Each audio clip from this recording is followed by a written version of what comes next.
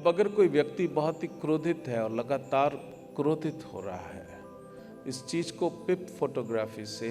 एथरिकली इस चीज़ को देखा भी गया है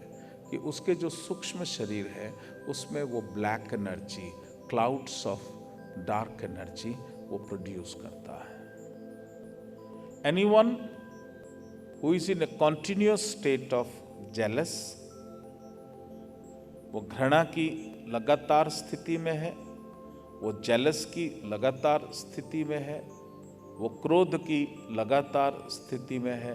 वो भय की लगातार स्थिति में है, वो आशंका की लगातार स्थिति में है, तो उसका जो सूक्ष्म शरीर है वो जो टॉक्सिन्स प्रोड्यूस करते हैं वो ब्लैक एनर्जी, वो आप भली भांति देख सकते हो, ब्लैक क्लाउड्स वो प्रोड्यूस कर रहा है। अब आपको वो साइंस शिव योग की आनी चाहिए कि जो प्रोड्यूस किया है उसको रिलीज भी कर देना है।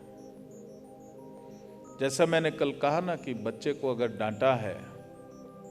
तो जब आप उसको डांट रहे हो तो उस समय उसके मन में जो संताप और क्रोध जो है वो एक्सप्रेस भी नहीं कर पा रहा, वो उसके अंदर जो है वो जब वो सप्रेस करता है तो वो एक एनर्जी अंदर ही अंदर उसके सूक्ष्म शरीर तो उस नेगेटिव एनर्जी को पैदा कर रहे हैं। तो पहली बात तो बच्चे को डांटना नहीं, और अगर डांटो तो कमरे में जाकर के उसको रिलीज जरूर कर देना, उसकी उस नेगेटिव एनर्जी को रिलीज जरूर कर देना। जैसे ही रिलीज करोगे उसका वो दुख खत्म हो चुका होगा, उसका जो मूड ऑफ था वो शांत हो चुका होगा। ये मेरे खूब मैंने प्रयोग करवाया है और इंस्टेंट रिजल्ट्स देता है। घर में लड़ाई हो गई, आर्गुमेंट हो गया, दोनों सदस्य घर के मुंह फुला के किधर बैठ गया, जो शिव योग का साधक है वो अपनी नेगेटिव एनर्जी को भी रिलीज कर दे और अपने घर के जो और सदस्य हैं उसको भी वो रिलीज कर दे, भले ही गुस्से में हो, लेकिन ये प्रोसेस तो एक कर देना। करने के बाद आप देखोगे दोनों जने आपस में मिलेंगे और सॉरी करके एकदम ठीक हो जाएगा सब कुछ। Every action is motivated by the energy which is accumulated within you। जो एनर्जी है वही आपको प्रेरित करती है, उसी अनुरूप सोचने के लिए वही एनर्जी आपको प्रेरित करती है, उसी अनुरूप एक्ट करने के लिए। तो 100% एनर्जी को टैप करना भी शिव योग के माध्यम से आप सीखते हो, और 100% वो टॉक्सिन्स को रिलीज करना भी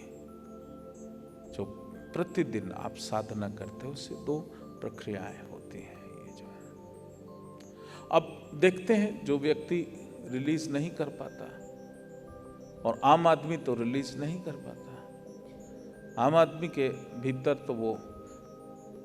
जब इकट्ठा हो जाता है, वो कहाँ इकट्ठा होता है, वो जो ब्लैक एनर्जी है, जो क्लाउड्स हैं, वो फिर इकट्ठे कंसोलिडेट होते हैं। ये जो 7 चक्र हैं हमारे शरीर में, जो कि कॉस्मिक एनर्जी को डिफरेंट डायमेंशन से, हायर डायमेंशन से, द बेस्ट क्वालिटी जीवन दायिनी शक्ति को मैं टैप कर सकता हूँ, भाग्य उदय करने वाली शक्ति को, जो मेरे जीवन में सभी सुखद उपलब्धियों को पैदा कर सकती है, उस एनर्जी को जो मैं टैप कर सकता हूँ, वहाँ पर मैं उन चक्रों में इस नेगेटिव एनर्जी जो मैंने पैदा कर दी है उसकी लेयर्स एक एक करके परत मैं यहाँ